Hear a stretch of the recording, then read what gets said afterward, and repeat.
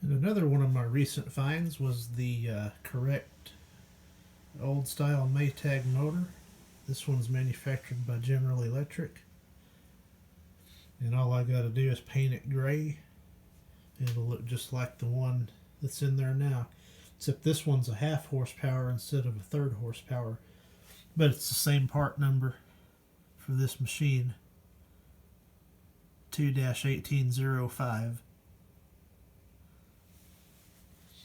And I got it pretty cheap because this tab here, or this where the wires hook up, that corner was broke off, and it doesn't appear that hooks up to anything internally in the switch.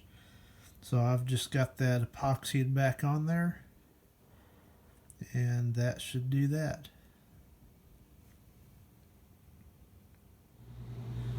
Okay, I've got the new old stock motor all repainted and the motor switch repaired.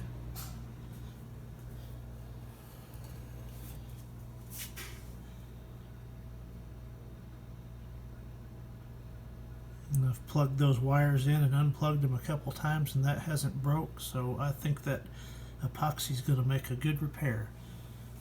And now I'll put this back in the box, and should I ever need it, I will print out one of those Maytag logo stickers that go on here.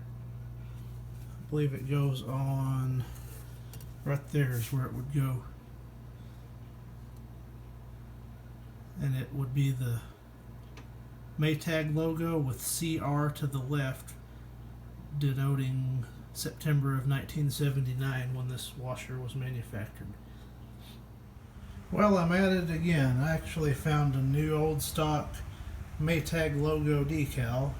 So I scraped the old one off, and I'm just going to go ahead and paint this section white before I stick the new decal, just to make that look good. Okay, I've got the white portion of the console all repainted, and now I'm ready to stick the new Maytag decal.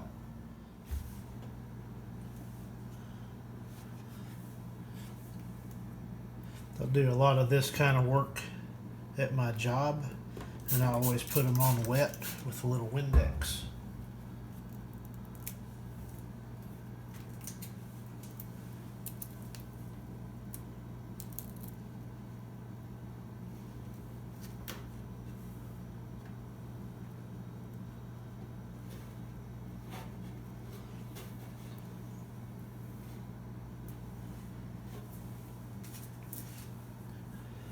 And I can work the air bubbles out with the squeegee. This one's way too big for this application, but it's the only one I've got.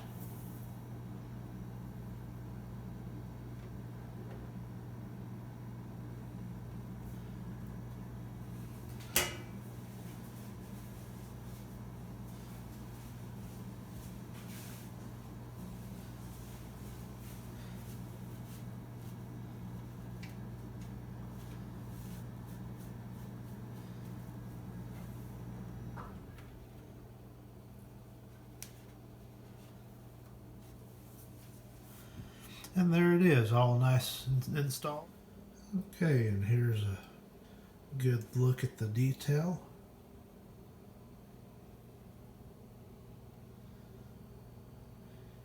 It's still not perfect, but if I can come across a new dial face and a temperature selector, I think we'll be getting pretty close to perfection. But that looks quite a bit better than the old decal did, so I'm pretty happy with that. Hello everybody, it appears I hit the new old stock jackpot.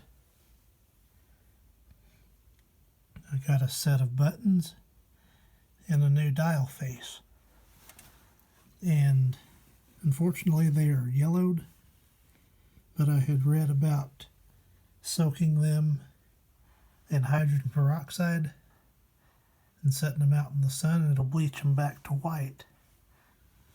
Now here's the original buttons. So I thought, well, I'll experiment. And it indeed made them back white. So I thought that worked. So I put the hot in there. As you can see, it turned it back to white. So tomorrow I can stick the other two out there, or I may do it today. And I got that dial face. I got two of them. One for plan B. And then I've got one out there soaking in the hydrogen peroxide. So I think I'm going to take this warm and cold out there to join the dial face. So that's just a quick update on some of the things I've found. Thanks for watching. Okay, finally, after a bunch of searching and waiting, I have all the new old stock buttons installed. There's the load selector. I found a new old stock dial face for the timer, and also the hot, warm, cold selection for the water temperature. And there's the new old stock Maytag decal. Now I went ahead and painted this white section before I put that on. I made a video doing that earlier, so if I mentioned that earlier, I apologize, because this is about 3 weeks later. But here's a close-up look at it. All complete.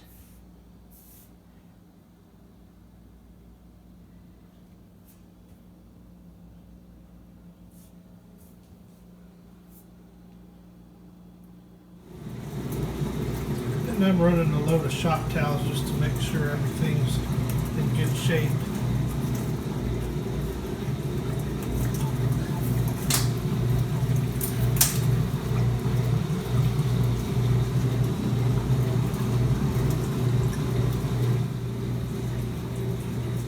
And this is what it sounded like approximately 1 month after refurbishment.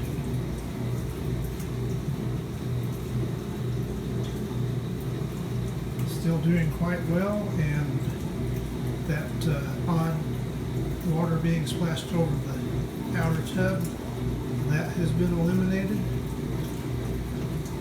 And it was just a matter of putting that old injector hose back in.